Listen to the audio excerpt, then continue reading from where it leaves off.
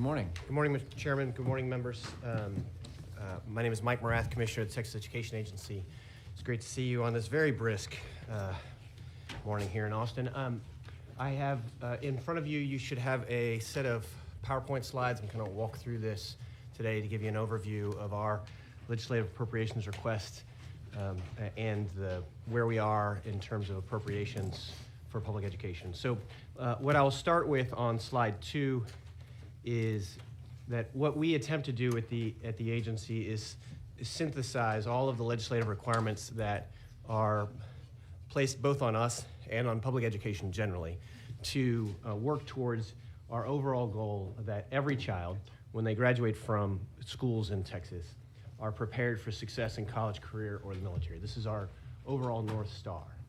And there's a set of operating principles or priorities that we try to think through under whatever the requirements of the legislature. First and foremost, recruit, support, and retain teachers and principals. Sorry, I ran here from the restroom. The teacher in the classroom is the single most important in-school factor impacting student outcomes. Second is what we do in the early grades in the early years to build a strong foundation of reading and math. We know if we can set children up on the right trajectory initially, it makes the rest of our success trajectory much more likely. Third, for students on the other end of the age spectrum in K-12, what do we do to connect high school to career and college, making it both rigorous and relevant for what kids are going to do after graduation?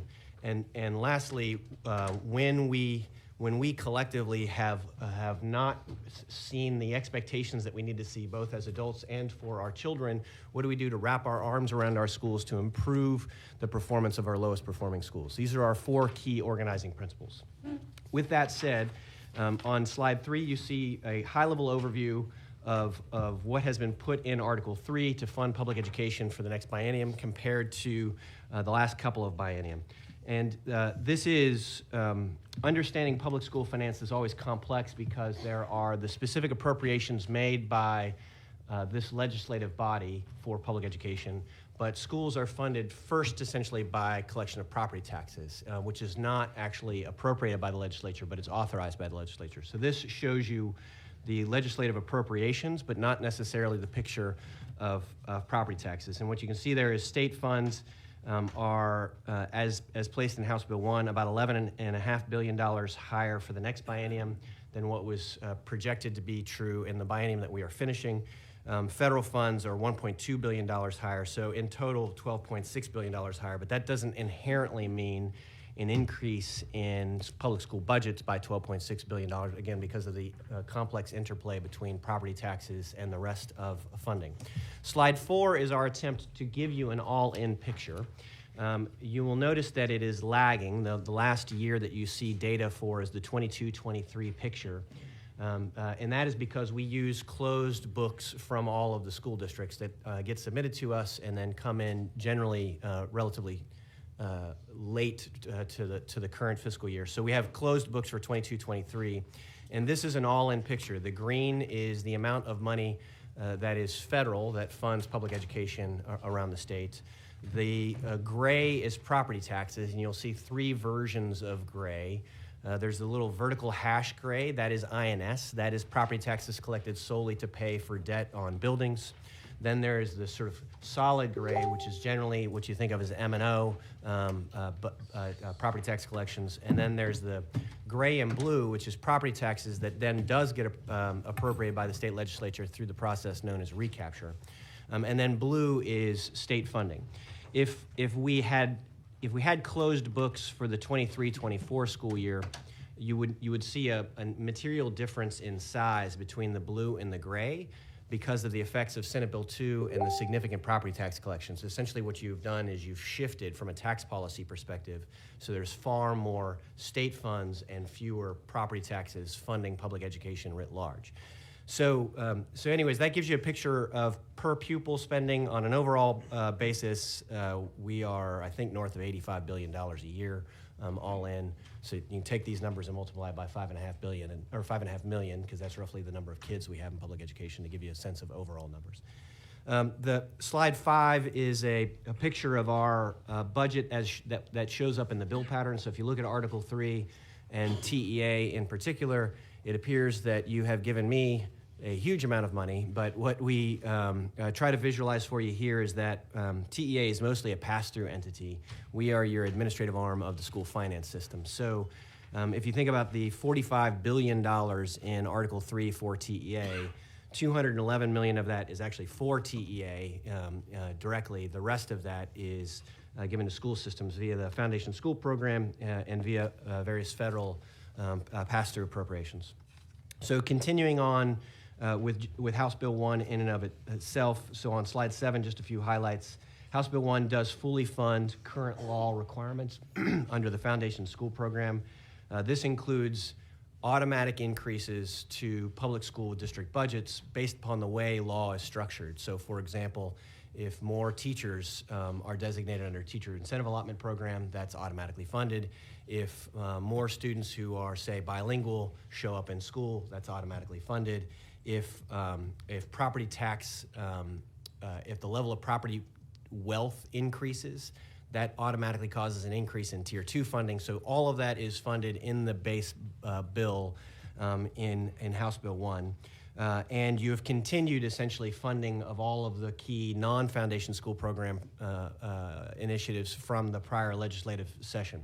So on slide 8, there's a few details related to additional initiatives in House Bill 1.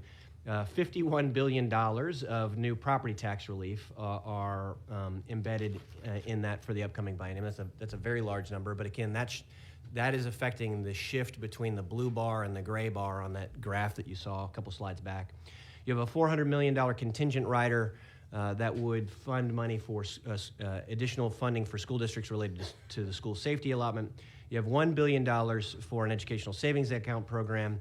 You have $4.8 billion as a contingent rider for additional funding for public education, and then $750 million also in a contingent rider for increases to the teacher incentive allotment. A few much smaller programs, given just the size of everything that you consider for public education, but notable nonetheless on page 9. There's a $23 million initiative for Texas Strategic Leadership. This is about leadership development of district leadership teams to improve the efficacy of their leadership in their local school districts. There's $2.7 million for the Santa Fe 10 Memorial specific to Santa Fe High School and Santa Fe ISD, and $4 million for preschool-age children food security grant program. These would be new initiatives that are featured in House Bill 1. The next few slides of the presentation, then I will highlight our exceptional item requests for additional funding for your consideration. The first one is specific to TEA. The rest are for public education in general. So the first one is related to our complaint and misconduct investigations. Those investigations are funded largely out of teacher certification fees, and we have far fewer teachers candidates becoming certified than we have in years past, and as a result, the revenue base with which the agency has used to fund its teacher misconduct investigations is going away. So if that is not funded, I will have to fire most of our teacher misconduct investigators. In addition, we have asked for a slight increase in funding because of the increase in complaints and general misconduct investigations that we receive. And it's been, unfortunately, business has been booming in that department for TEA. Again, the next few items are funding to support schools, not necessarily funding specific to TEA. So the first one, item number 2 on our exceptional items, is new funding to support OER instructional materials. You may have heard of something called Bluebonnet Learning. This is the name that we use for our OER materials. So the demand for those materials has far outstripped initial projections. This is money not to cover the cost of the materials. This is money to cover the cost of teacher training, principal training, and the like for districts that choose to use that. We put a $1 item in there because we are not as presumptuous as to tell you precisely how much to fund, but we do think that it would be wise for you to fund that increase given the evidence base that we have on its impact on students. The second one is special education. Some of you may be aware of there was a commission on special education funding that met a year and a half ago, 2.5 years ago. I'm sorry, there's been 4 legislative sessions since then. So that commission made a series of recommendations, which included not just increases to special education funding generally, but also restructuring the way that would work. So we think that this is definitely worthy of appropriations and policymaking attention to support improvements in special education in schools around the state. Page 14, exceptional items 4 and 5 are both related to teachers. The first one is teacher preparation. At present, the policy of the state of Texas is not to spend any money on people who wish to become teachers. That cost is entirely borne by those candidates themselves. We do think that is leading to significant challenges for districts in hiring talented and trained teacher candidates. And so our recommendation is to see both policy and appropriations there. And then similarly, teacher compensation writ large. And you'll see this described as strategic teacher compensation, just because as you roll out compensation supports, you need to be thoughtful about the incentives that it has on performance and retention. But some effort to improve the pay that our teachers have would be a very worthy consideration for this body. The last exceptional item that we have has a green check mark next to it. That's because you did, in fact, fully fund it in the introduced bill in House Bill 1. This is for Wyndham. This is the public school system for incarcerated individuals, and we are their pass-through entity, and that has been funded. There's the last couple of pages are related just to a few notable rider issues. We put in a few rider requests. Some of them you put into your introduced budget. Some of them are not in the introduced budget, so the ones in blue have not yet been put into House Bill 1. We would certainly encourage this committee to give that due consideration as you continue through session. And with that, Mr. Chairman, those are my remarks. I'm happy to entertain questions. All right, Vice Chair Gonzalez. Thank you, Chairman. Thank you, Commissioner. First and foremost, I really appreciate you mentioning the Special Ed Finance Commission. As you know, I served on that. You're right. I guess it was 4 years ago. We started it 4 years ago, and I think the recommendations are worthy of being implemented. We worked for 1.5 years to get those. That being said, you know, I take school finance very seriously. I was joint author of HB3 on the conference committee for HB3, the Special Ed Finance Commission, something that we've worked on together. So I want to really break down slide 4. So help me understand, what is your intent of this slide? Slide 4. Well, this is, again, just to show y'all what the sort of all-in funding per pupil has been. In Texas, as you know, there was a pretty significant funding infusion as a result of House Bill 3, so you can kind of compare the year before House Bill 3 and the year after House Bill 3. Independent of federal funding, you'll notice a notable increase in per pupil funding there. But this is mostly just to give a high-end picture, because it is, I think, sometimes difficult for policymakers to actually get an accurate picture of what budgets are for school districts, again, because y'all appropriate, but your appropriation is only half the picture, so this is meant to give you the whole picture. I think what I'm struggling with is, if I were to go to my school district and say, you're getting $15,503 per student, none of my school districts in my district would tell me that. So I am familiar with this. As a former school board member myself, I would see budget presentations in Dallas, and they would say that our budget was, say, $1.1 billion. And then I would look at the district's certified annual financial report, and it would show that our budget was actually $1.8 billion. And this is the dilemma, I think, of the complexity of school finance, that you have lots of dedicated buckets. And so often I think the funding that is top of mind for, say, superintendents and CFOs is the core M&O budget that is the sort of most flexible. But of course, the taxpayers are still paying for debt service on buildings, and the district still receives federal funds, which is funded by taxpayer dollars as well. So the districts definitely feel this $15,000 very differently. I will also say that this average isn't necessarily the experience in every single school district. So our small and rural districts get far more funding generally than this number.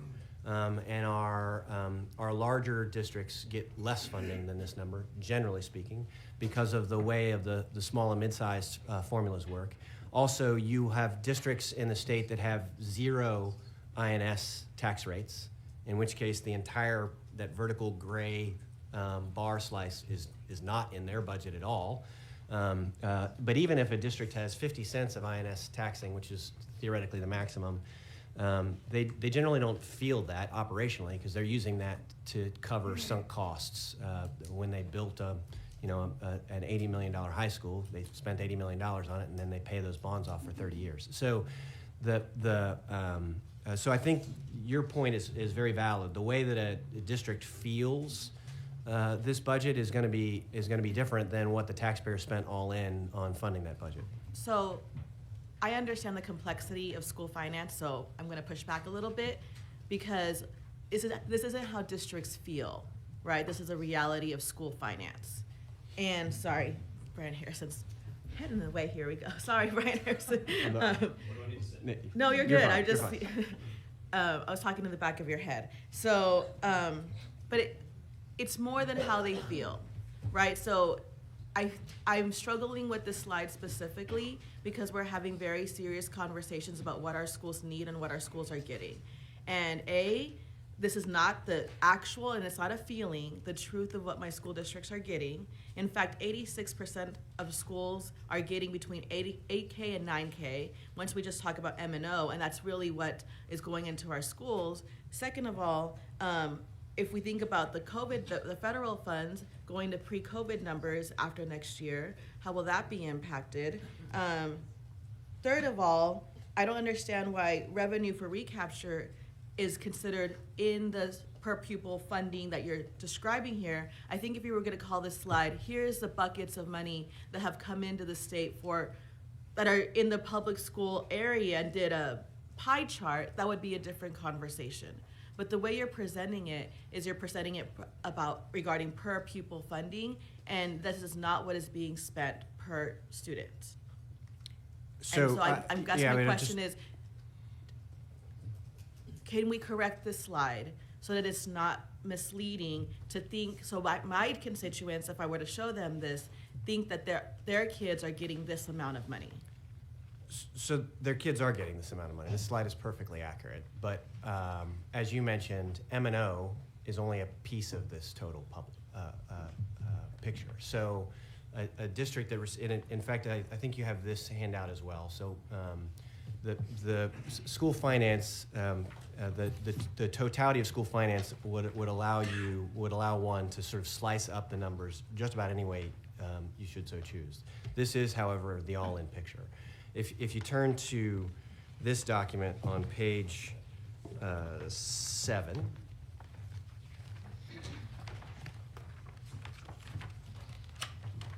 I think it doesn't let members. One number I'll draw your attention to is that in the 23-24 school year, schools received on average $10,800 in M&O.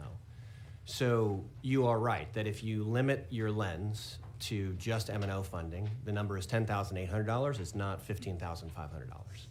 But taxpayers still do, in fact, pay the rest of that bill too. And so there's money that goes to the buildings, and then the taxpayers are paying federal funds that come into the system. So this slide is accurate, and it is the all-in picture. There's a couple of things that you said, though, that I also want to highlight. The green bar is your federal funds, and this time period that you see, because of when our books closed, is inclusive of an unusually large green bar. The per pupil federal funding that school districts will on average receive in the year that we are currently sitting in is about $1,000 less than the per pupil funding that they received last year, because the ESSER funding flows were huge and they were temporary, and that they expired about 4 or 5 months ago. So the total federal funds that are being given to our schools in the year that we are in, and then on a go-forward basis, are in fact reduced. And school districts will feel that reduction for sure, and they will experience it because it's a $1,000 reduction in generally flexible spending, because the federal money they got on a one-time basis was pretty flexible. The other thing that I would come back to is recapture. Recapture is funding used for public schools, but it is, the way that it works is different in different schools. A district that pays recapture has collected a large amount of property taxes, and then they send some of those property taxes to the comptroller, and then that is a funding source that for state funds for other schools in the state. So that's the reason why you see it with the sort of hash in the blue and the gray. That was part of the state funding provided to the rest of the schools in the state. So it is in fact part of per pupil funding. But there are districts where if you ever look at a district's financial report and you see recapture on it, that is not really money for that district. I That's understand money how that, recapture works, but Yeah. I want to be really transparent, specifically on this committee, because we have a really big decision to make of how much money we should be putting into our public schools. And so I'm not going to dwell on this much longer because I know there's already a line in queue to talk to you. But I think what's important for us is that A, this is not what is being spent per pupil. B, the blue is really what the state is investing, and it hasn't really changed that much, especially if we want to think about inflation. And three, that there is it is going to have to come down because of the federal funds. And so that being said, I have one last question. I have two last questions before I move on, but kind of changing a little bit of subject, but I didn't think about this until you pointed me to page 7. If we were to have stayed connecting the yield for golden pennies to Austin ISD, that we changed it in HB3, would that have changed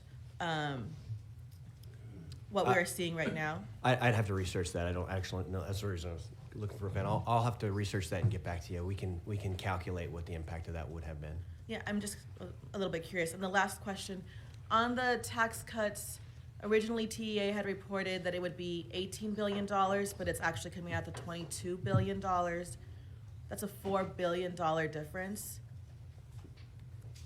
You know, the state budget of New Mexico is $12 billion, so a third of their state budget. Can you help me understand how that happened? Yeah, we think there are largely 4 factors that are driving that difference, but the biggest factor by a long shot is that the compression percentage. So there's this automatic compression that happens, as you well know, from House Bill 3. The compression percentage is calculated based upon the overall growth of values from year 0 to year 1.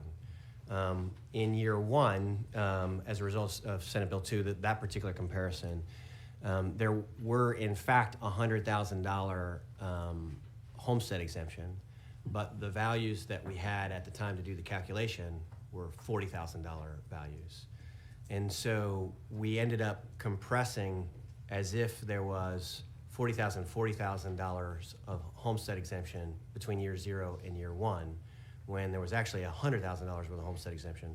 This had something to do with the timing of when the law passed, because we do all the estimates. We essentially give all the estimates and instructions for the estimates in late June, and Senate Bill 2 did not actually get passed until about the same time that instructions sort of happened. And so sorry. Wasn't the House, because we debated this, wasn't the homestead exemption $65,000 at that time? I think it was 40 and it went to 100. I think it was increased by 60,000. Okay. But in any event, the big cause of the difference was the timing of bill implementation and the timing of data used to calculate compression. And because the homestead exemption was still not a thing when we were doing the calculations for the projections of year 1 taxes relative to year 0, it ended up that property taxes were far less, property values were far less because of the homestead exemption, but we still compressed everybody's tax rates down by that extra 3 or so pennies. And so that's what's caused the extra $4 billion of tax relief. Thank you. Representative Goodwin? Thank you, Chairman. Mr. Morath, I thought I heard you say on that same slide, page 4, that the state share was going up. but it looks like the state share is going, did I mishear you? No, on that? you heard me right. If we had closed books for the next year, so if we were able to give you 23, 24 numbers, which we will be able to give you in about April, it's just we don't have them yet, you will see that blue bar go up pretty materially and the gray bar sort of compress a little bit because of the shift caused by this huge property tax compression. And what would the recapture bar look like? It's also smaller because as property tax collections went down, recapture also went down. And is that a trend that will continue?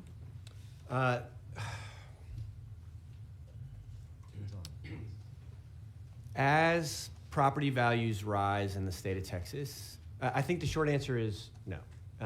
As property values rise in the state of Texas, the first 2.5 percentage points of total value gain is allowed to cause total tax increases.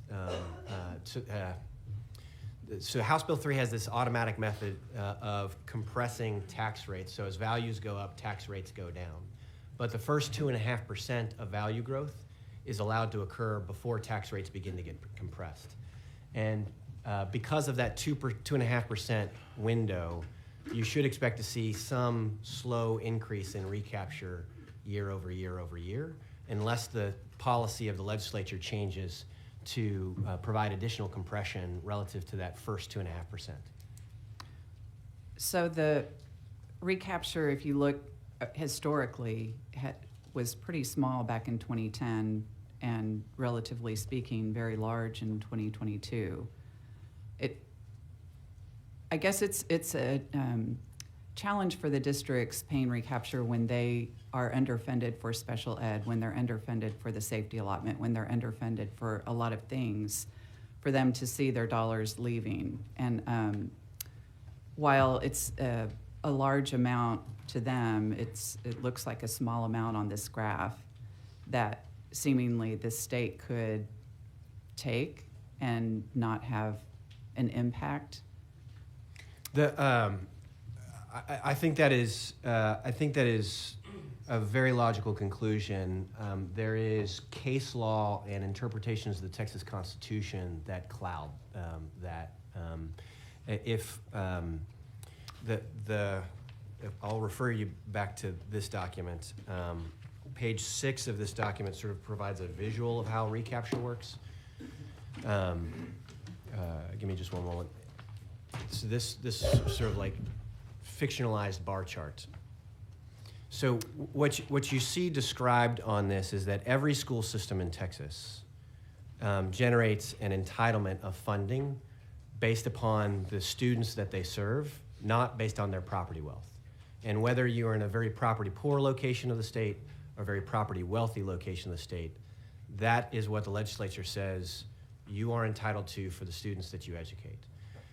And so in most districts, they then set their local property taxes. That does not provide them sufficient funding to get to that budget, and then the state fills in the rest. In recapture districts, that's the bottom part of this visualization. They set their property taxes, it ends up being higher than that, and then the state equalizes the wealth level. And that is based upon a principle that has been litigated in like multiple cases over the past 30 years in Texas, that students should generate roughly similar levels of wealth for roughly similar taxing efforts.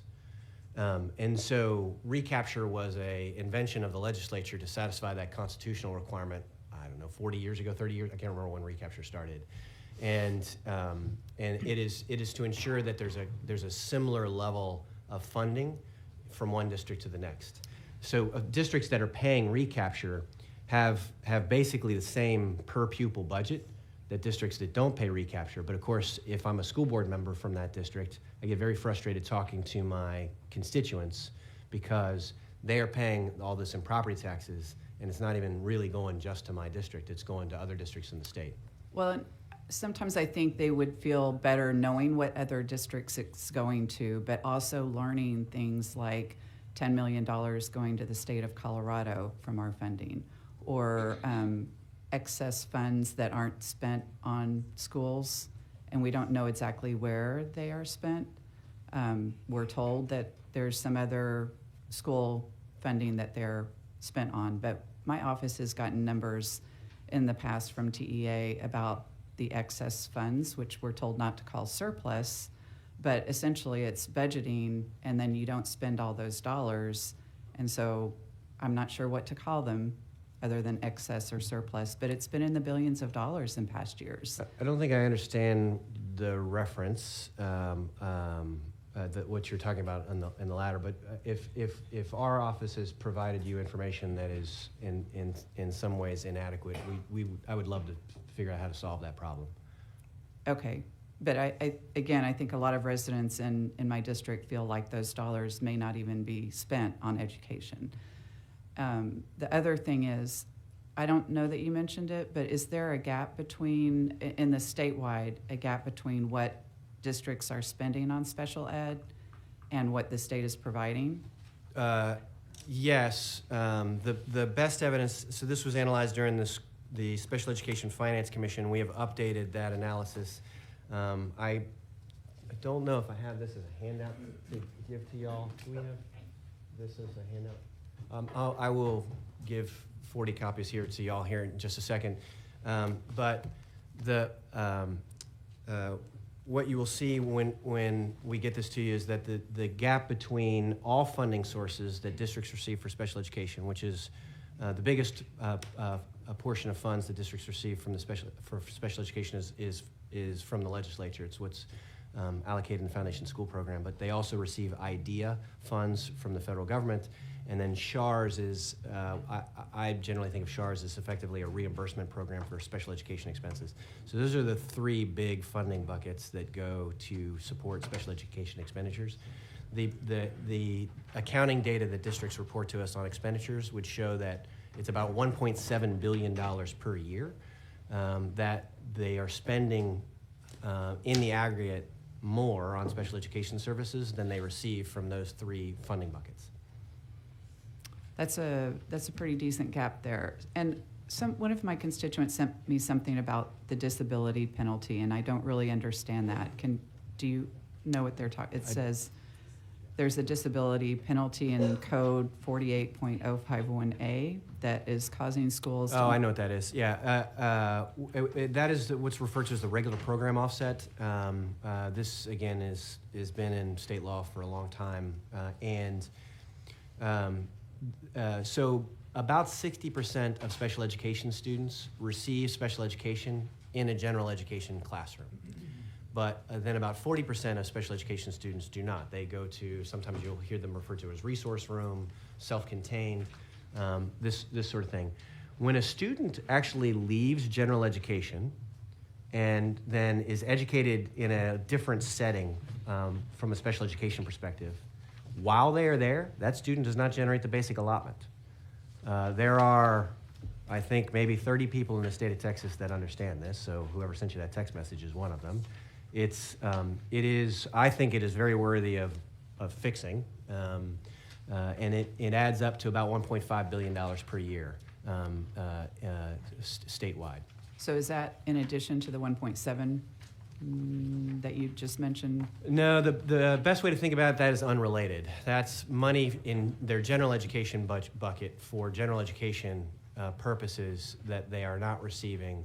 They are receiving special education. So these are isolated. What you see in that graph, I don't know if that made its way to you, is those are categorized special education expenditures and categorized special education revenues. So that particular BA offset does not actually directly affect special education spending or expenditures in any way. All right. And so my last question, again, getting back to recapture, I don't know if it was ever, understood by these court cases that one school district in the state would be providing 20% of all of those recapture dollars, which is the case, I believe. You're talking about Austin ISD? Yeah, that may be true. I haven't checked the math, but Austin pays a lot of recapture. 20%. Yeah. Thank you. Representative Wu? Thank you. Commissioner Morath, go back to your slides. On your number 4, could you share with at least my office the raw data Yes, that was absolutely. used to create this set? Yes, thank sir. you. Yes, sir. Number 2, and this is a this data set right here is corrected for inflation. No, this is raw dollars. This is unadjusted for inflation. We provide. There's actually a rider in the Appropriations Act that requires us to produce a whole bunch of charts on this, and so there's a in our fiscal transparency reports we provide this information and put in an adjustment for inflation in there. Okay. So I think it would have been helpful for us to have the inflation adjusted chart, given that I think inflation has dominated our discussions for the past 4 years pretty heavily.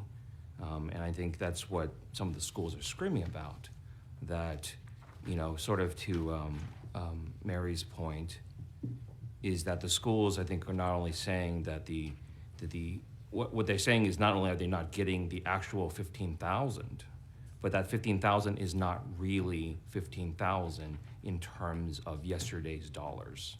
That it is not an actual $5,000 increase from 2010 era. That, because if you take a look at national data, the nationwide average spending in K through 12 went up by the same amount, right? So chart 4, or page 4, that's not in a vacuum, right? So that is in a system, in a evolving dynamic system where every state in the nation is making these exact same increases across their systems as well, correct? I think generally correct. I mean, there's some states that have been increasing spending at a higher rate. Some states have been increasing spending at a lower rate. So but On yes, average. yeah, I think I would completely agree directionally. So whatever increases, large or small, that we provided for schools, whatever increases we provided for teacher pay, that's not in a vacuum. So if Texas teachers were already paid a lower amount than the national average, and the entire nation increased their teacher pay at the same time, Texas didn't really move their teacher pay up. They just adjusted it to the rest of the nation. And so whenever people present slide 4, this is the same concern that I've had since the very beginning, since like the first session that I attended, that I called Governor Perry out on presenting this chart in this way, right? Is one, that it does not adjust for inflation, and right now we know that a huge chunk of this increase is just barely accounting for inflation itself. But 2, like you're looking at this like it's in a total vacuum. That you're saying, and I think what the point of this chart is, you're saying the schools have enough. Everything is fine. What's budgeted in HB1 is perfectly fine. When at home, our school districts are screaming their heads off. They're telling us that they're hanging on by their fingernails onto the cliff. And you're saying everything is fine, they'll be okay. And I'm just thinking that's a dangerous thing to say. I don't care if you're a Democrat or a Republican, because Republican area schools will be affected by this just the same. So it's not a question. I'm just, as a general comment to slide 4, to say that, hey, everything is fine, we have enough. I mean, like, look at Texas in comparison to other states. Right, Texas, even by your very generous chart, okay, let's go by that. You're 15.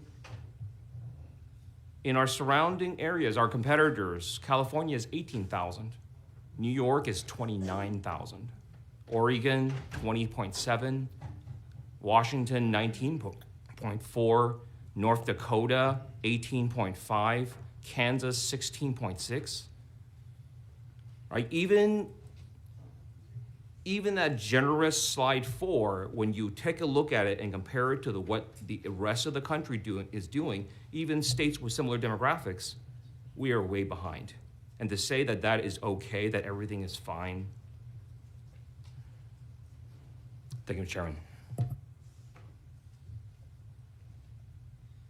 All right, Representative Walling? Thank you, Mr. Chairman. Morning, Commissioner. As you know, you and I have had several conversations on a whole bunch of issues throughout the, last several years pertaining to Aldine and Houston Independent School District, the areas that I represent. Aldine ISD here recently is proposing to close 7 schools for the 26-27 school year. And we're trying to, literally my neighbors, because one of the schools is 2 blocks down from my home, my neighbors are anxious about where their kids are going to go to school. Aldine's done an adequate job of trying to communicate to the residents of the folks that I represent, but what can the state do to help soften the blow? Because my assumption is that it's not only Aldine ISDs that's having their schools closed. There are other ISDs that are feeling the pressure, whether it's declining enrollment or the lack of state or local resources. We're trying to grapple with that, and we're trying to respond to constituents that are calling us, telling us, hey, what's going on with my neighborhood schools? So I just wanted to get your thoughts on that, or any recommendations that I can respond to my school districts, and particularly to the parents that I represent. Yeah, it's a great question, and I mean, I think you as policymakers have any number of options. The school districts are provided an M&O budget. They have access to INS funds, access to federal funds, and they then use their judgment to discern how to most efficiently and effectively allocate those resources for the education of children. So a key question of that is, how big are your school buildings? How many students are served in a school? What are the services that are offered in that school? If the student population of a given school that was designed based upon their business model or their design of services for that school, if it was designed for 650 students, and population in the neighborhood begins to dwindle and there's only 250 students in that school building on a go-forward basis, it sets up a whole host of very complex questions that are hard for local districts to answer in ways that satisfy everybody.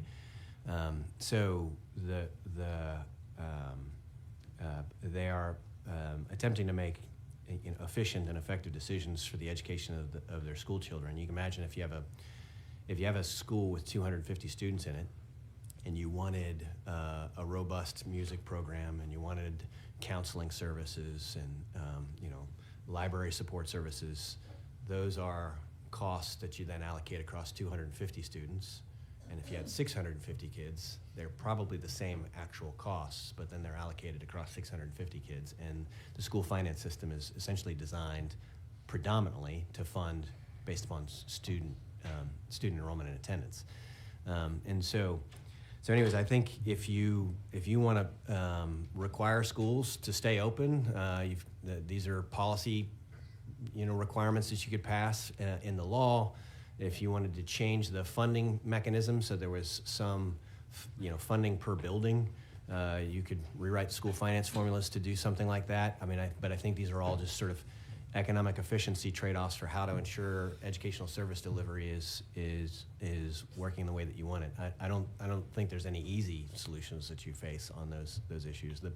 One of the things that just to make sure you're aware of the broader demographic environment.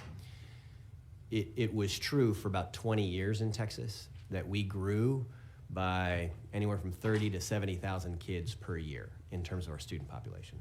70,000 kids is about the size of Austin ISD, so sort of imagine for about a 20-year clip, and Austin ISD emerged from whole cloth every year in the state of Texas. And that stopped being true about 5 years ago. And it both happened on the onset of COVID, but it was actually partially coincidental because it was some other demographic changes in our society that happened. Basically, birth rates have been coming down. They came down markedly during the Great Recession in 2011. Then they came down again when COVID hit. And so we are not looking at a growing student population statewide. It is basically completely flat. And it has been flat since about 2001. And it is projected to be flat for about the next 3 or 4 more years before it begins a very, very slow upward trend again. And what that means is that while that's true statewide, that we have about 5.5 million kids today, we had about 5.5 million kids 3 or 4 years ago, we're gonna have about 5.5 million kids 3 or 4 years from now in the future, it doesn't mean that every district is flat. And so we have far more districts that are experiencing declining enrollment environments today than we did 5 years ago. And as a result, there are far more districts in Aldine's circumstance today than there was 5 years ago, where they're looking at 4,000 or 5,000 fewer kids today than just a few years ago. And if 5,000 students leave your school system and you keep all the same buildings open, using just the M&O numbers, as we were talking about with Representative Gonzalez earlier, that's on average 10 grand a kid. So 10 grand times 5,000 is a lot of money that is no longer in that district's budget, and they are going to have to make some kind of adjustments to account for that. Well, for Aldine, they were pushing close to 70,000 students. They're probably at 49 to 50 now. Yeah, that's a big adjustment to make. Well, we also had a kind of a proliferation of charter schools within the square mileage of Aldine ISD in close proximity to all the schools that are in the neighborhood.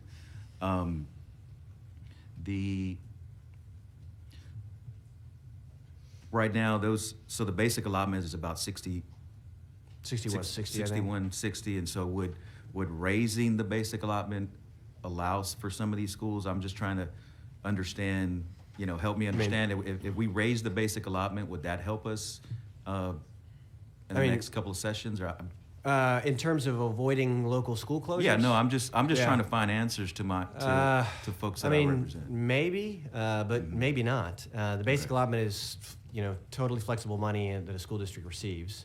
If you increase the basic allotment, if you increase any other aspect of the formulas, you're going to increase the district's operating budget, and that may change the calculation that they make on a given campus. But if you're talking about a situation like you're experiencing in your backyard, that's 5 or 6 campuses.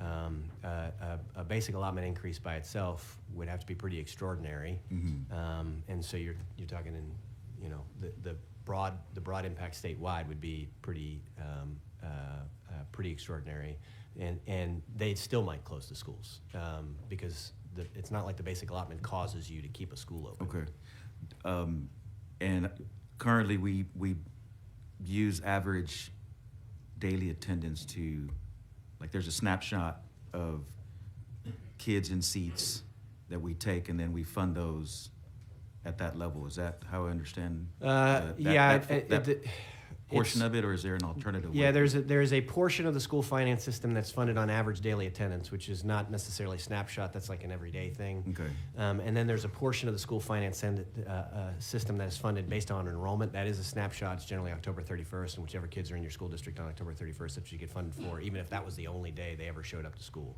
So some of our school finance system in Texas is enrollment based, but the bulk of our school finance system is attendance based. There are also more exotic funding elements of the school finance system. So like transportation funding is a reimbursement for vehicle mileage. That's neither enrollment nor attendance. We haven't increased that transportation. And also has not increased since, I think, House Bill 3, 2019. Okay. Right, because what's also with the dynamics that we have is with that increase of charter schools is as some of the parents speak with their feet and go where they want the best education for their children, what I've seen is, anecdotally, is some students leave to go somewhere else And then come back. and then come back. Yeah. And then we're not, the school district is on the hook for those kids, or not being paid for those kids. Big- Is that an accurate statement? That certainly it happens, but what I will say is since the majority of the school finance system is funded on an ADA basis, every day that student is in Aldine, Aldine's getting money for that student. Every day Okay. that student's in a charter, the charter's getting money for that student. Okay. Switching gears to Houston ISD, obviously we have a takeover.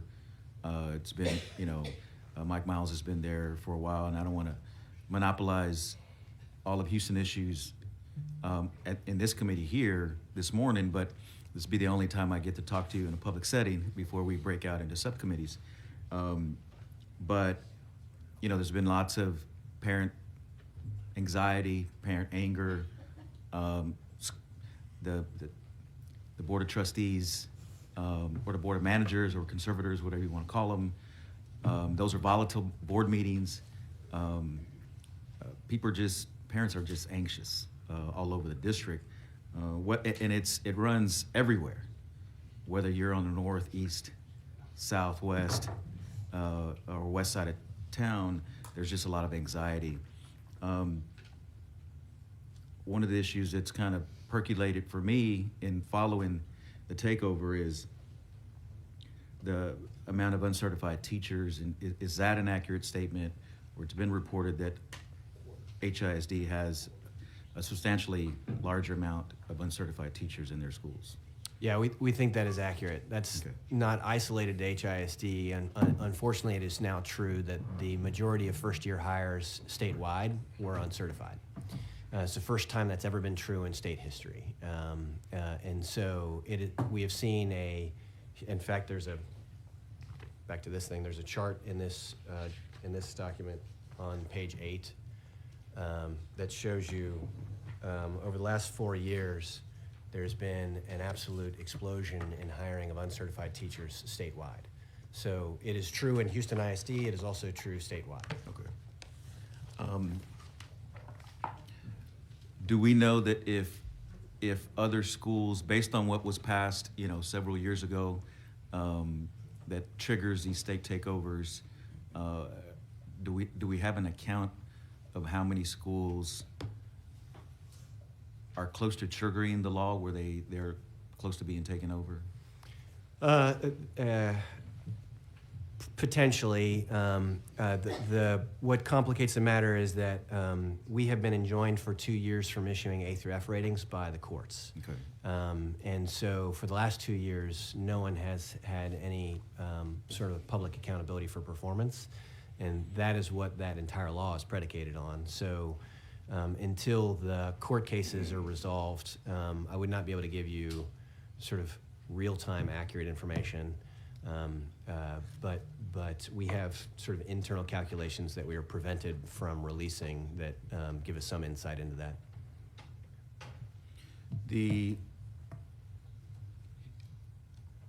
So the amount, in the history, then we have a large number of uncertified teachers.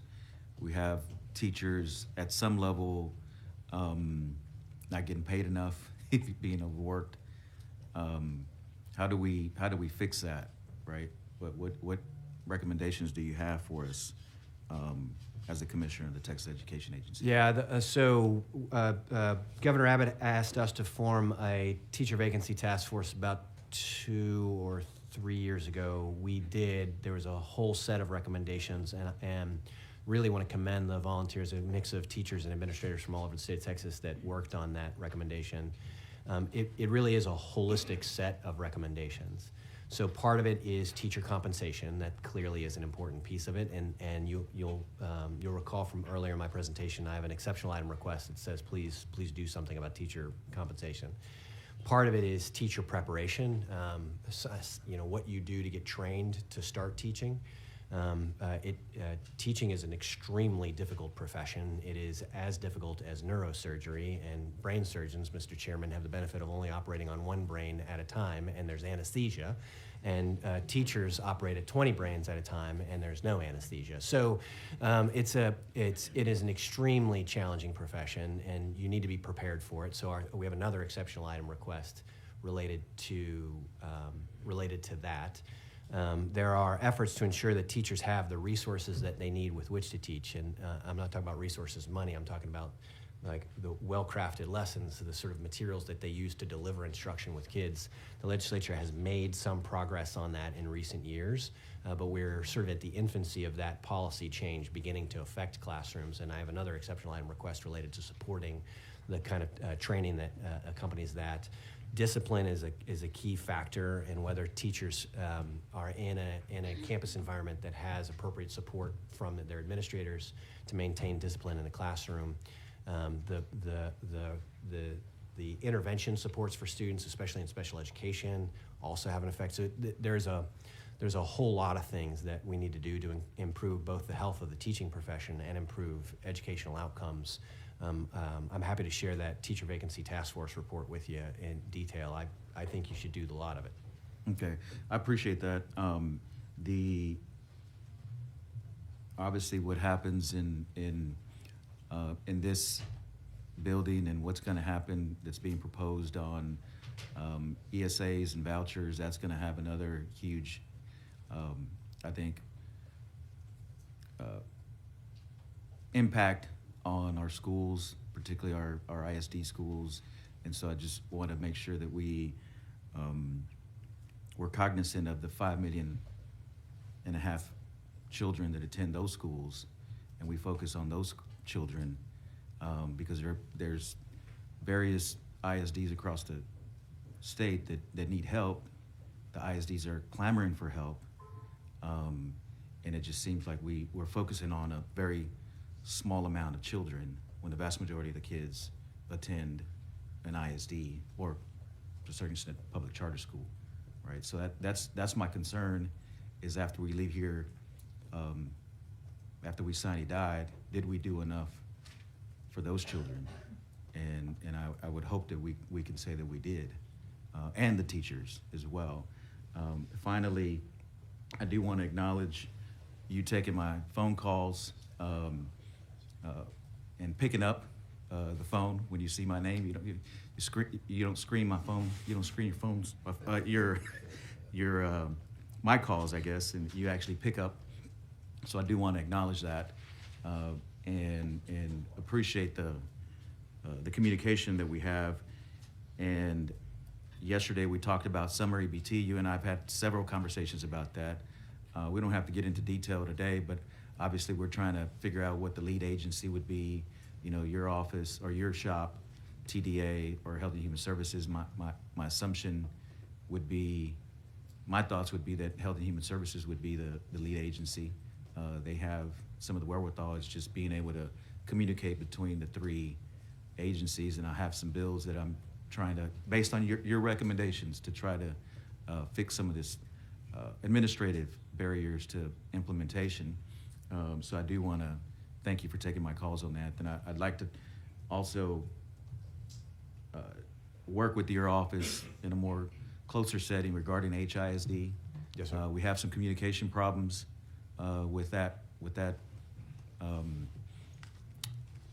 leadership, and it's been very disconcerting that a school of that size does a very, very poor job of communicating with the leadership in Houston. So I just wanted to throw that out as well. Yes, sir. So thank you. Appreciate you. Thank you. Representative Barry?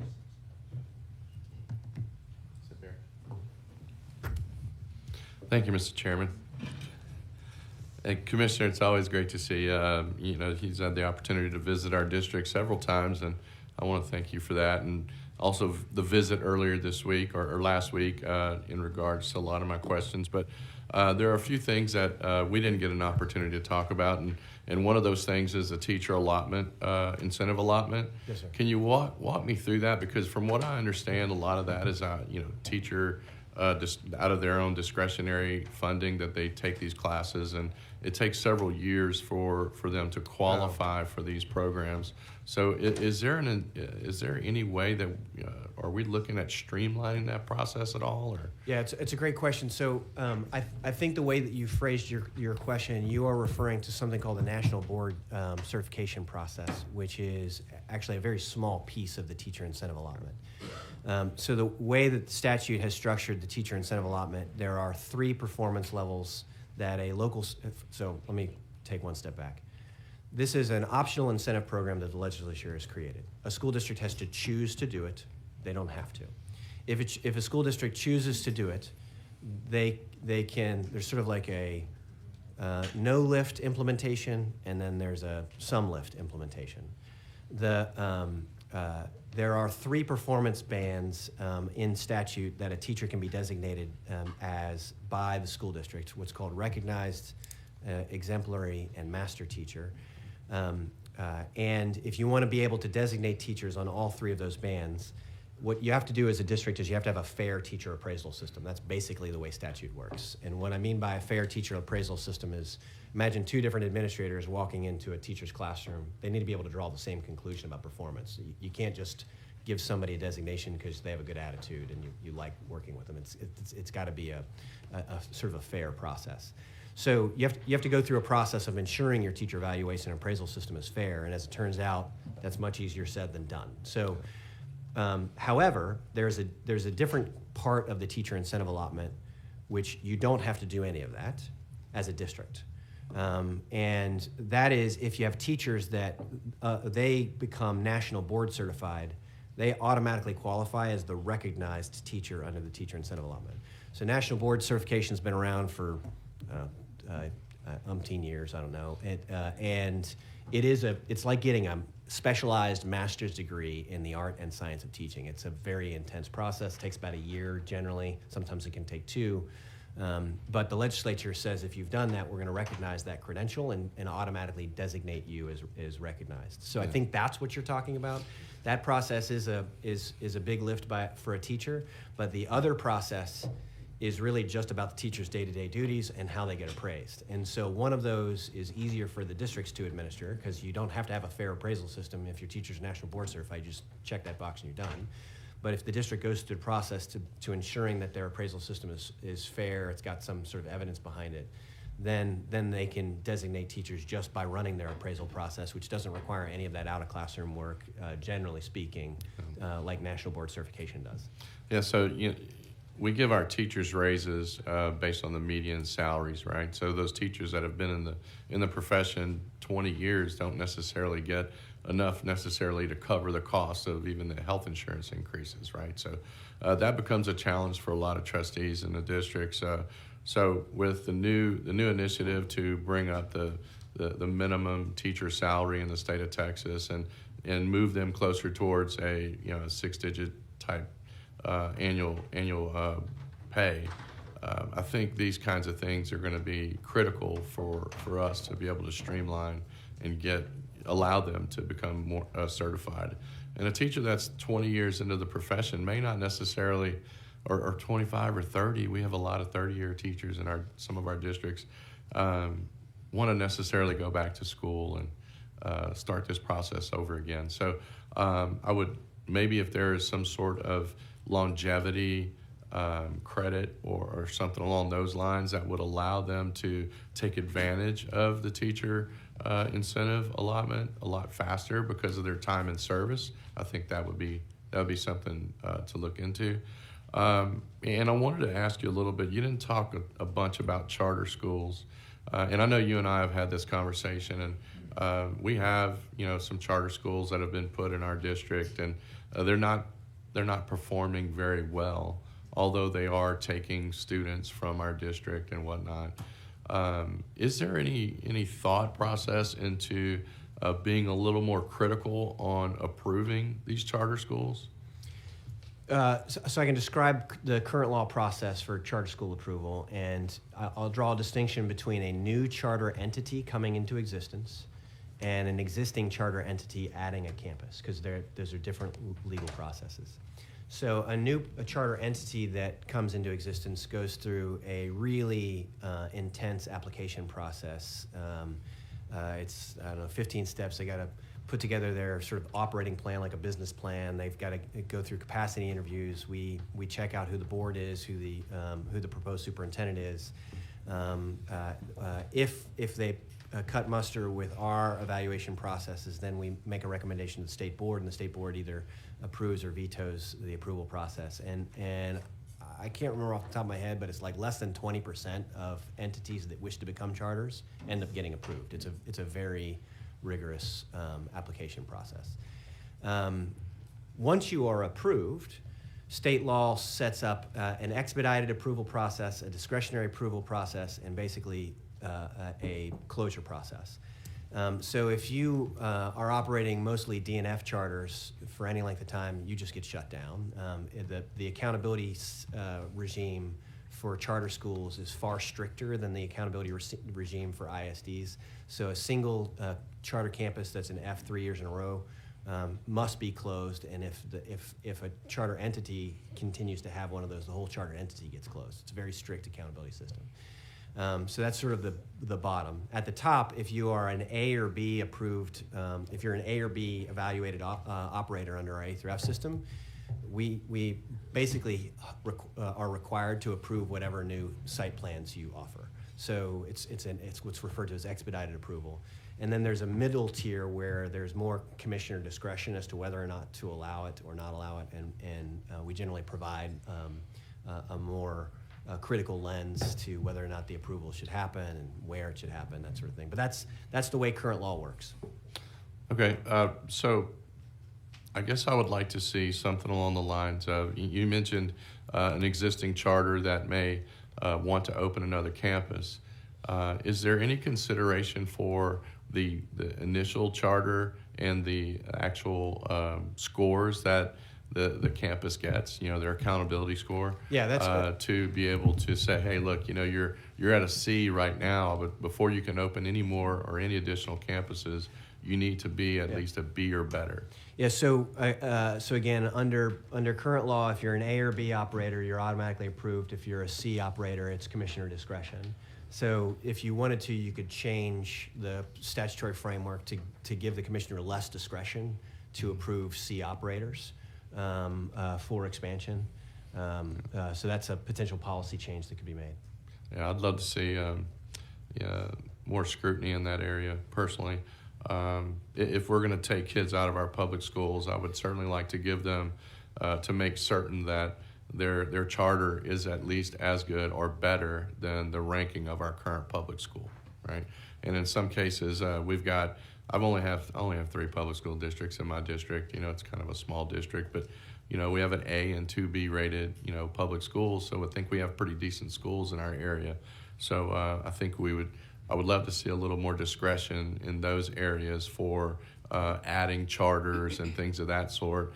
And I'm not necessarily opposed to STEM academies and things like that maybe even arts academies that would be complementary of our public schools and may not have the necessary training associated with that. But I digress on that. In particular, one of my districts is about $2,000 per student lower than the average that you show here, primarily due to the economically disadvantaged number. Do you foresee any changes in that calculation at all? I mean, this is all set by the Foundation School Program statutes. So, for the rest of the committee, if you have a higher density of low-income kids in your district, you're going to get higher entitlement. If you have fewer low-income kids in your district, you're going to get lower entitlement. The state spends more on schools that have large numbers of low-income kids, long and short of it. So you would want to change the school finance formulas if you wanted to see that work out differently. Yeah, it's about $43 million to our school that we don't necessarily have as compared to the state average. Right. So it's a significant amount of money. And my last question really revolves around teachers and and making sure that our teachers feel safe in the classrooms, and making sure that when a teacher doesn't feel safe or comfortable with a child in the classroom, they have the ability to remove that child, but also not have the ability to have that child be put back in that classroom within a certain period of time, or at which point that the teacher approves to do so. What are we doing from that regard? And I look at it more as a cultural thing. You know, for the last several years, we've had, you know, you just look at turn on any channel, any political channel, the news channels or whatever, and the message is constantly that our public schools are terrible. And I've just mentioned a few that I have in my district that are not terrible. And we have great teachers, we have great students that do great things. And you've been there, you know. What are we doing to change the culture and the ideology of what the public perceives as a profession, you know, the teaching profession? And I think TEA is at the driver of that, right? I think you guys should lead the way in changing that culture and making sure that teachers know that they're going to be safe and know that they're going to have access to raises and have a good career in the teaching profession. So I'll let you kind of opine on that. Yeah, that you've asked a very large question. Yep. With regard to discipline in particular, discipline policy is governed by Chapter 37 of the Education Code. I will tell you, my personal opinion, Chapter 37 is a mess. Somebody should, that is a legislative member, should take some time and make that a better a section of the Education Code, because I do think it is both confusing and partially requires principals to have law degrees. So that's sort of part of the piece of the puzzle. Another piece of the puzzle, though, just it is, I think it's important for y'all to recognize, so much of this comes down to local implementation decisions. You will, I have done well over 700 school visits, and I have seen pretty much every conceivable situation that one can see, including egregiously terrible to Xanadu, and there are huge differences just because of the leadership talent, the training that, say, a school principal has, a superintendent, the sort of systems level support that's provided. So there are some campuses in Texas that you will not hear complaints from teachers about discipline. This is true. There are other campuses in Texas where you will hear nonstop complaints from teachers about discipline. And those are both campuses operating under the same policy environment in the state of Texas. So a lot of that stuff does, in fact, come down to local leadership, both at the school system level and at the school level. But then your last point, I think one of the recommendations, I have to go back and check this because I don't know if they've formally adopted this recommendation or they just discussed this, but in the teacher vacancy task force was some sort of like communications campaign related to teaching as a profession. So teaching is a calling of the highest order. It is also it's a rewarding profession, and there's a lot of benefits to serving as a teacher, both in this life and in the next. And and so I think one of the recommendations from that task force was to engage in some sort of proactive marketing effort related to the teaching profession. I will say, just sort of like full transparency, Texas Education Agency has a variety of areas of expertise. Marketing is not one of them. So this is it's sort of not a core competency of our organization, in no small part because we've never been asked to do this. It's not part of our statutory duties. So I think to the extent that we do some kind of campaign like that, I would welcome it. You would need to appropriate money for it, and then we'd have to put out some sort of RFP to figure out how to get somebody in to help us do that sort of work. Thank you. Representative Howard. Thank you, Mr. Chairman. Commissioner, I'm going to try to bounce around with a few questions. There's been a lot of things asked, and I know that you'll be getting much more in depth when the subcommittee meets. but I do want to ask a couple of things. I'll try not to take too long. We keep going to the slide on page four. And I think that there are concerns and a lot of clarification that we're asking for here. First off, I will say, to your point, my understanding of recapture is that those dollars, well, I know for sure they're local dollars. They're not state dollars, but they are funneled through as if they are state dollars because they supplant state dollars that otherwise would be spent in the formula. Is that correct? Yeah, I don't know that I would use the exact same words, but I think that's correct. What word would you use? It's a funding source for the foundation method school of program. finance. Yeah, it's a method of finance. So But- to the extent that that method of finance is not there in the foundation school program, you would need an additional method of finance to support the same dollar amount, Which would which would be the state. supplanting. Yeah. I get, yeah. Yeah. Okay. So in the slide on page 4, you talk about it being all in, and you've included debt service, which I think a lot of us would think that needs to be backed out for Sure. sure. Okay. That's Does it also it's one of the include- reasons we itemized it. So that, Yeah, no, I appreciate that. yeah. Does it also include E TEA? Yeah, I will say, and I think this is back to member Wu's, Representative Wu's question. So I think about $200 per student is what you would call state 200, oversight. So okay. service centers, TEA. Okay. Some of that infrastructure. And then it includes TRS as well? Yes, but it's that I would say that requires a little bit of clarification. So teachers, public school employees have a payroll tax obligation Right. to pay into TRS. Some of that is paid for by the employee, but some of that's paid for by the employer, just like say Social Security taxes. So those payroll taxes are part of the expenses of a school. Sure. And so that is in this picture. As it turns out, that is quite complex because schools pay some of that payroll tax out of pocket from the formula funds that they receive, and then schools pay for some of that by not paying for it at all. You do a direct appropriation on their behalf to the comptroller. So there's about to TRS. There's about $2.8 billion per year of public school funding that is not actually in TEA's bill pattern.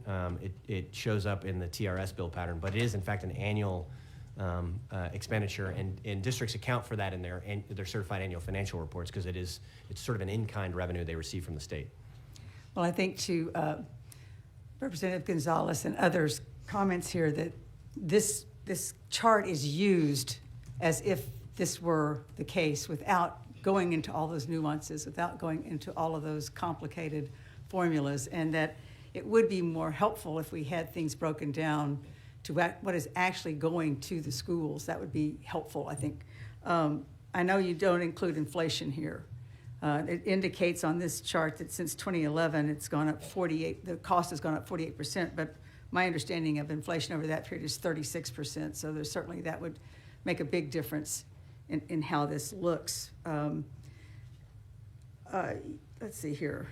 And the other thing I want to mention about the costs that have gone up, according to the LBB fiscal size up, the last one that we got, special education students have gone up from 2018-19 school year 2020 to 2022-23 school year by 41%.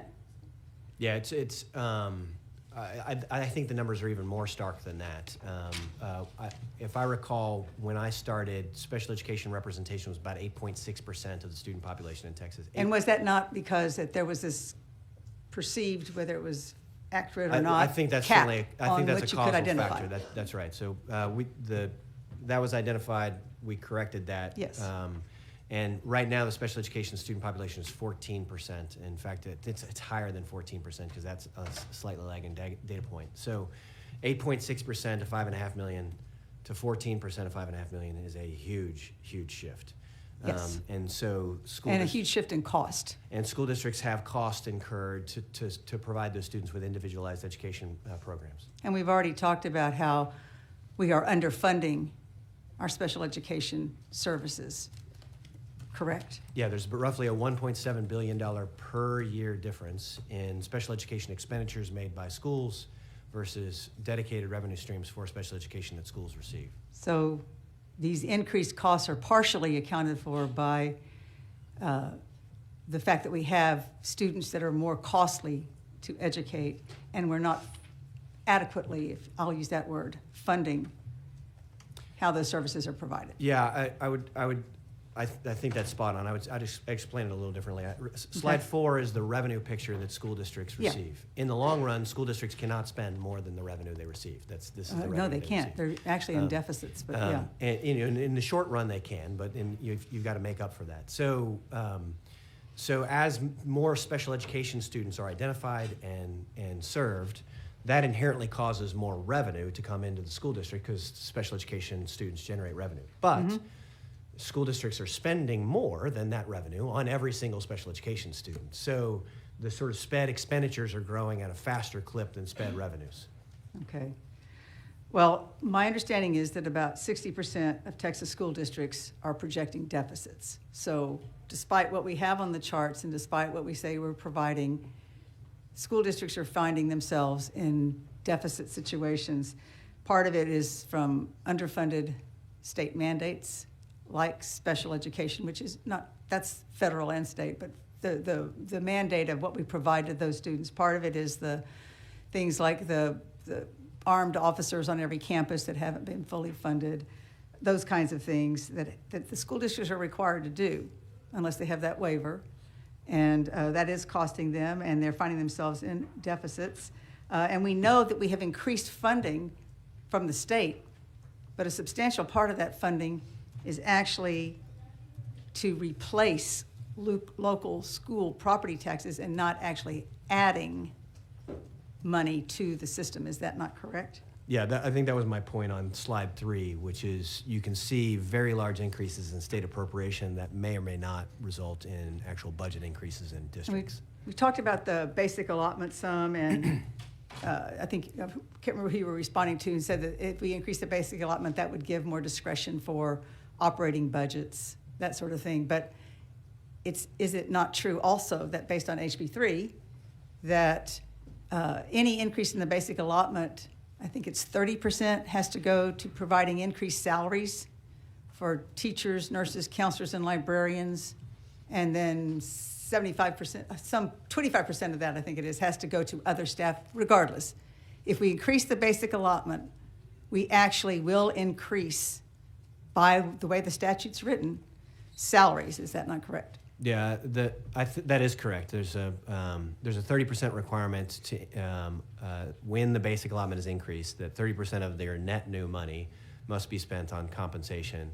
Right. 75% of that must be spent on teachers, counselors, nurses, librarians. So if we adjusted our basic allotment to reflect inflation since 2019, which my understanding of that is 21% has been the inflationary factor from then to now, increase the basic allotment to reflect what a dollar could buy in 2019 to what it can buy now, that increase would actually be able to also increase salaries, would be required to be used, at least that portion. The school districts, as you said, have discretion. They could do even more if they chose to, if it worked with their budgets. But we could actually increase salaries. It would also decrease recapture, right? That's correct. Lots of benefits to increasing the basic allotment.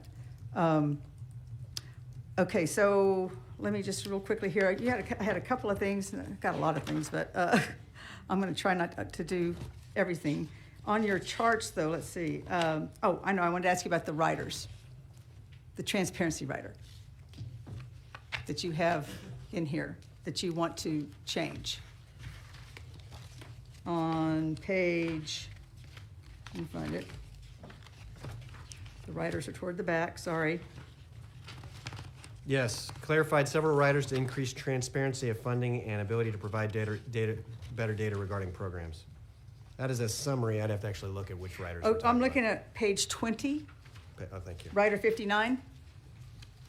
It indicates that you want to edit the rider to require the reporting, but to remove, quote, other factors impacting public education, end quote, as these factors are not defined. I just wanted to clarify that it would still be showing WADA.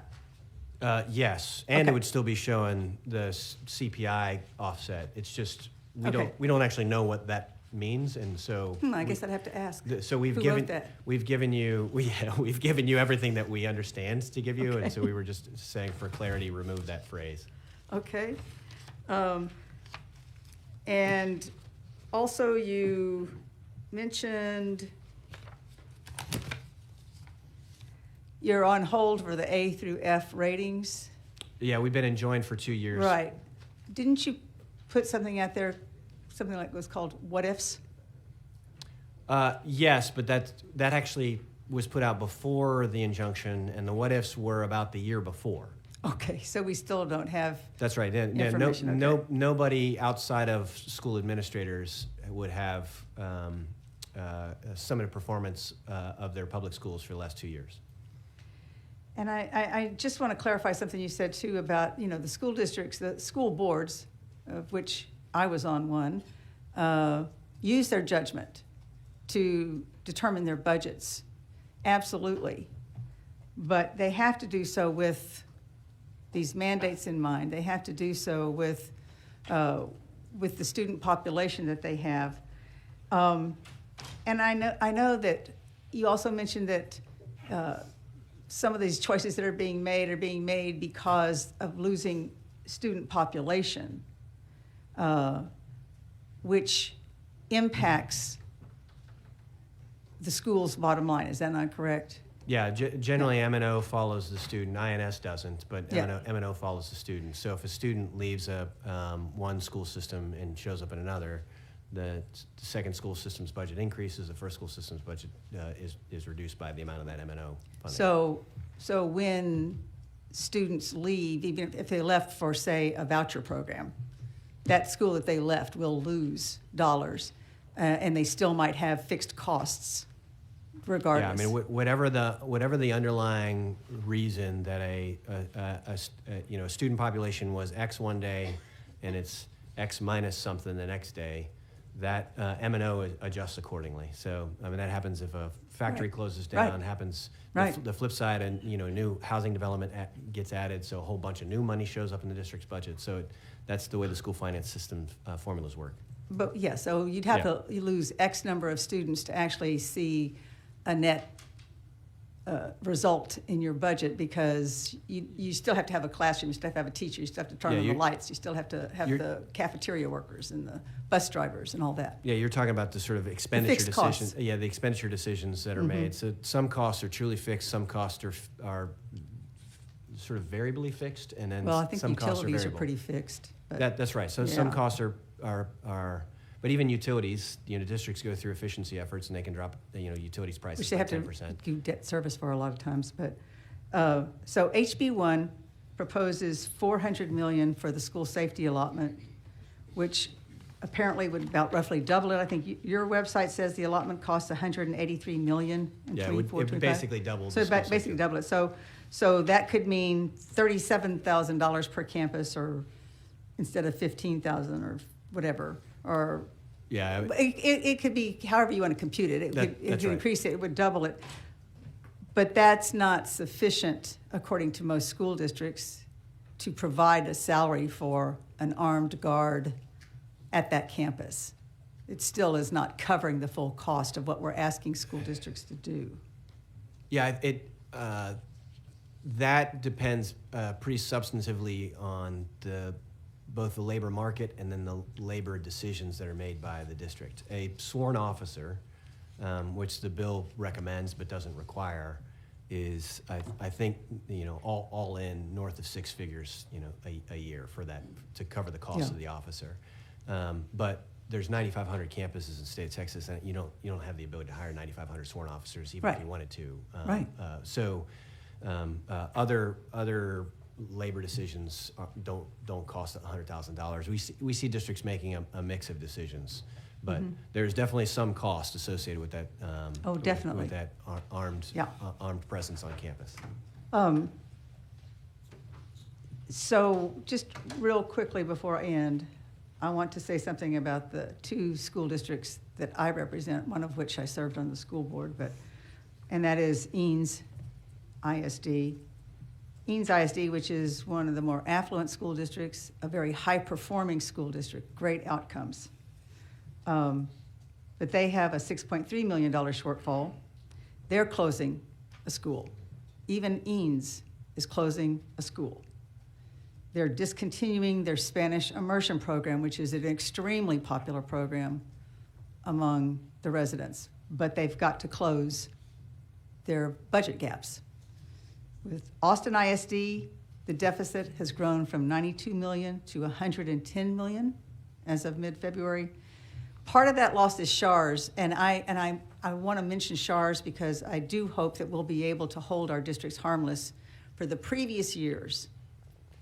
On that point in particular, that Yeah. $1.7 billion number that Yeah. I've given you is inclusive of the reduction in SHARS. Okay. So prior to the reduction in SHARS, it was only about a $1.3 billion Okay. annual deficit. Well, hopefully we'll be able to make that up for our school districts, what they've already done and already counted on in their budgets to have to. Austin is going to lose 12 million there. And then, of course, property values, and we're going to hear more from LVB if any of us stop talking long enough, about the property values and all the intricacies of that. But in Austin, instead of the projected 6% growth in property value, TCAT is now estimating it's 1%. And that is definitely impacting the bottom line for AISD. They're having a hiring freeze. It's not like they're not doing anything, too. They're having a hiring freeze. They cut $26 million in their central office operations already. They're doing another $8 million. Special Education Services, AISD, is spending almost $170 million, but only receives $97 million, and that includes federal aid. So I guess the final question I'm going to ask is, when we're talking about vouchers or ESAs or whatever we want to call them, and we're saying that special education students would get an extra amount in an ESA, they have to be identified as special ed. They would have to be assessed, examined, whatever the right words Evaluated. are. Evaluated, thank you. I'm not a teacher, I'm a nurse. Evaluated, and that's costs. What I've been told is it's anywhere from $1,000 to $5,000. That's correct. So public schools will be bearing that cost for these students to be able to use the ESA. So it's going to cost the districts, is it not?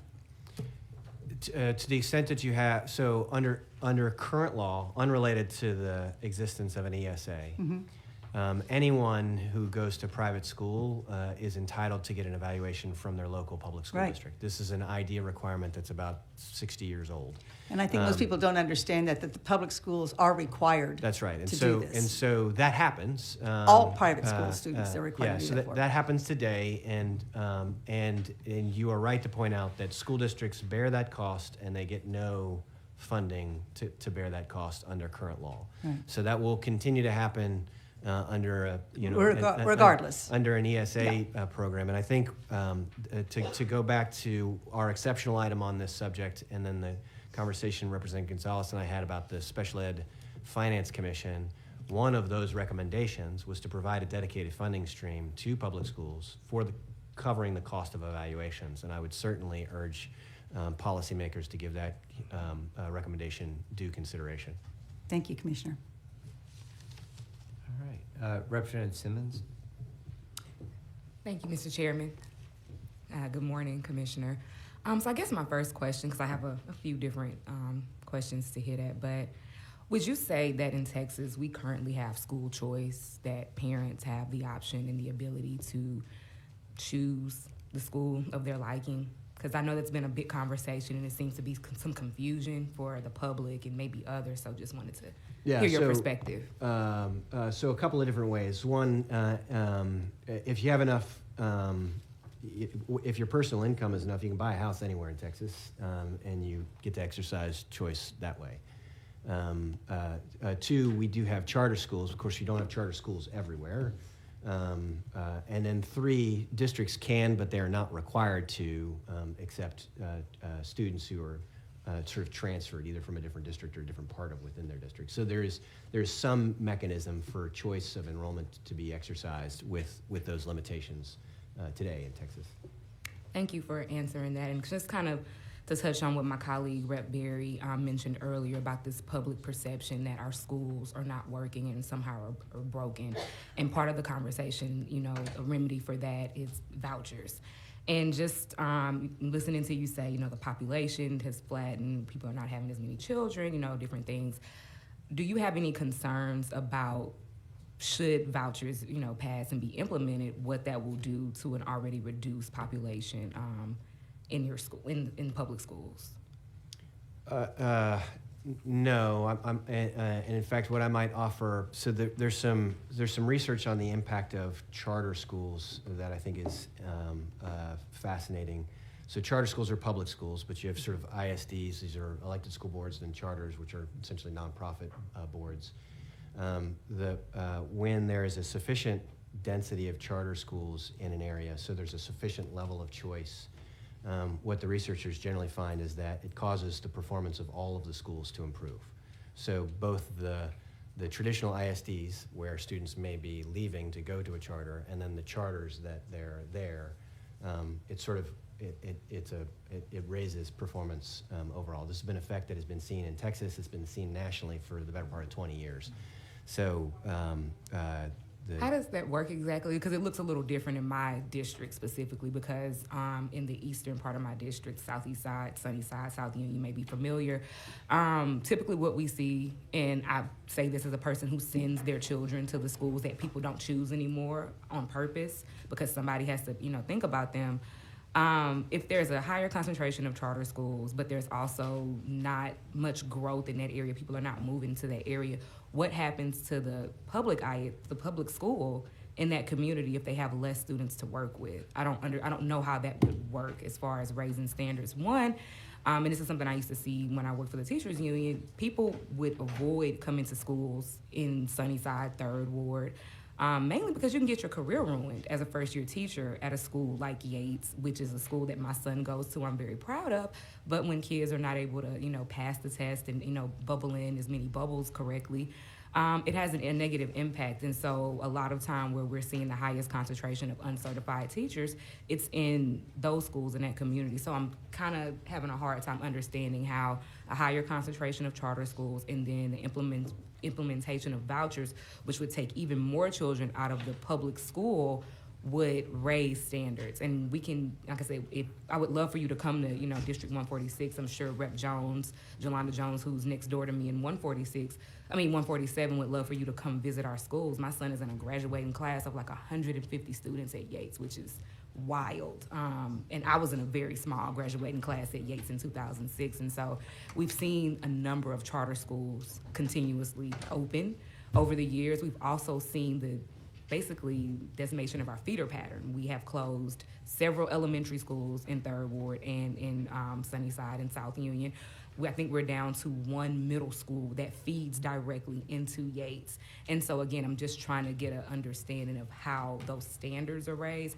Also, if you say that, and I know that this is still, you know, tied up in the court system, but the new rating system doesn't seem to align because we've had, you know, a burst explosion of charter schools. We are going to maybe push ourselves in a situation that's going to weaken our public schools anymore. And then if that rating system is allowed to stand, all of the schools, for the most part, from what I've seen, and I don't have it all in front of me, they're going to lower ratings. So again, I'm just trying to get a better understanding. I know that, you know, you and I share that mostly our understanding of teaching profession is observational. So I want to figure out like what I'm missing here.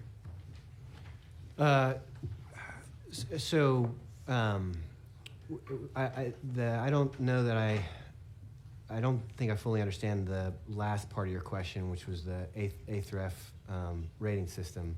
It seems like standards, it seems like there's not been an improvement, but over time, and I'm just gonna throw out maybe 10 years or so, within our communities where we're seeing our lower income, mostly Black and brown communities, where we are losing students. I mean, just it's really sad, honestly. And you're saying that based on this research. And so the research is there, but I'm just speaking anecdotally, which is Sure. not scientific. It's just my observation that we've had more and more charter schools open. We are potentially, again, going in a direction where we're going to create a system that makes it easier for even more people to leave the public school system. I don't know how the public school in a community survives when there are no students. Are the students that are left behind, that smaller number, are they doing better somehow? Because it seems to me most of those students are in those schools that are left behind in those schools are there, don't really have a choice to go other places. Yeah. Like, again, I choose to send my children to school in their neighborhood because, again, those kids are going to grow up and still be members of our society. And so I do the best that I can to make sure that people know that people still care about those children. I don't fault anybody for busing their child across town or putting them in a different situation. But again, I'm just trying to get back to the children that are left in those public schools that have low enrollment, that have a higher proliferation of uncertified teachers. The teacher turnover rate is extremely high. How are they doing better because they're in more charter schools or private schools in the surrounding area? Yeah. I'm just trying to get to what that. I can do is I can try to track down this study and send it to you. The authors of the study observe the effect. I don't think they, like, the reason for the effect is not something that you can hypothesize about, but I don't think that that's firmly established. Then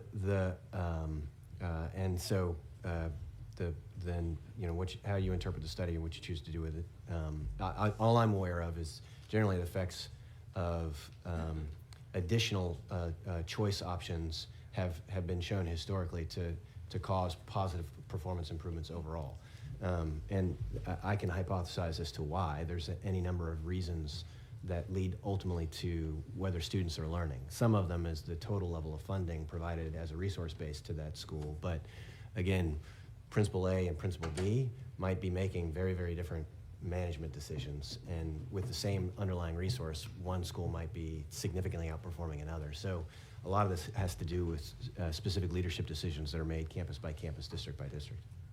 And just for my own knowledge, when was the last time you visited a school in HISD, just specifically? And I'm meaning one of the ones that aren't the first choice for most parents. I've been to a bunch of HISD schools. Mm-hmm. I'd have to look at my calendar to see like when the last time I was there, but I get to the Houston area with some frequency in Houston ISD. I'd have to get back with you, but. Yeah. And I'd like to invite you because I know you take your job seriously. I know it's hard work running one of the best public education systems in the state. You would agree this is one of the best. But again, I just have some major concerns about the accountability. And within HISD, we have a very interesting situation because our superintendent, our board of managers really doesn't answer to us. They answer to you and then, a large part answer to the governor. And so I'm trying to figure out how we can better work together because, again, I have real concerns about the children that are still in those schools that are considered underperforming, under-enrolled, under-resourced. And I just we have not gotten a better answer about what we're supposed to do about those kids. Mm-hmm. I'm happy to meet with you anytime to discuss the matter further. Next time I'm in Houston, we'll certainly notify you so you can join us on a school visit. There are 9,000 campuses in Texas, so it is somewhat difficult for me to get to all of them with any frequency. No, I get it. But yeah, I told you last time we met, part of the reason I ran for office so I could get some FaceTime with you. So now I'm here and I'd like to make that happen. Thank you. Yes, ma'am. All right. So members, at about 9:50, we're going to break to go to the floor, and we'll have Commissioner Morath join us afterwards. So we've got about Thank you. 5. Yeah, you're doing great. So we have about 5. We have about 5 minutes, but then I will at that time let us get to the floor. So, Representative Collier. Thank you so much, Mr. Chairman. I have several questions, but I think there's one that he could answer pretty quickly. I saw on page, I think you had a list of the items for the budget, and you put $1 billion for education savings accounts. I was just reporting. Contingency. Yeah, I was purporting to you what is in House Bill 1. Yes, ma'am. Okay, so the question deals with how that number is made up. So I know that our public schools have an average daily attendance. is the $1 billion, is there an average daily attendance requirement that is built into this $1 billion? Like, do the students have to attend the private school a certain number of days every month or a year in order for that private school to be eligible for those dollars? Yeah, it's a great question. I think the answer to that question is dependent upon entirely on what bill you pass. Okay, So, but is it in there now? I'm loosely aware of the provisions that are in Senate Bill 2. That is not contingent upon average daily attendance. There is a continuous enrollment requirement in Senate Bill 2. So, like if a student stops being enrolled, the payments to the ESA, I think the payments are structured so they load like quarterly. So there is some sort of continuous enrollment requirement, but it's definitely not ADA based from my memory of what's in Senate Bill 2 at the moment. Okay, and so based on what you've provided to us, with the money, if the student is no longer continuously enrolled, is it your opinion that the money would revert to the public schools, or would it be transferred to a new private school if the person finds a different one? Yeah, so independent of the ESA legislation, a student who shows up at a public school starts generating money the day they show up. So that's the way the Foundation School Program works. Now, there are components of the Foundation School Program that are enrollment-based, there's components that are attendance-based, but all the attendance-based money shows up as soon as that student shows up. Okay, and then one more question, I think you can get it in before. You talked about the discipline. You wanted to increase your allocation, your financial allocation for that department for TEA. No, this is related to misconduct investigations and misconduct. complaints. Okay. So this is the sort of, Absolutely. we have a small investigative team that oversees fraud, waste, and abuse, educator misconduct investigations, every sort of complaint that is imaginable. Great, so then I want to know the $1 billion for the education savings accounts. Is there a contingency built in for TEA to conduct investigations of misconduct for private school teachers? Oh, that's a good question. So under current law, for certified educators, if there is a certified educator that is employed in a private school, the private school is a mandatory reporter to us, and that could result in an individual being disqualified for employment via the do not hire registry. So that exists today, and so whether an ESA exists or does not exist, that function still happens with the sort of private school space. And so So we would not need a contingency rider related to that for the ESA. Perfect. So right now, TEA can investigate, you said misconduct, and what was the other complaint? General complaints, Okay. which is really any conceivable complaint, and our authority is really limited to violations of the education code. So it's just disagreements are not something we get involved in. It has to be somebody where there's a law violation that's alleged. And do private schools follow the Texas Education Code? So there are pieces of the education code that apply to private schools. For example, that mandatory reporting. Actually, now I'm saying that might be in the family code. I can't remember if it's in the family code or the education code. But there are laws that apply to private schools. My purview is essentially almost exclusively limited to public schools. There's a few things that we interact with private schools. There's a variety of federal programs that touch private schools. I feel like I'm out of time. May I reserve my time for when we come back? I think that is an excellent question, which segues to my next information, which is that, and I'll read the formal language in Yes, sir. in a second here, but we will need a quorum to resume. So I would encourage you to return so that we can proceed with this conversation, and absolutely you will be allowed to continue. Thank you. So. With that, the chair moves that the committee stand in recess until final adjournment or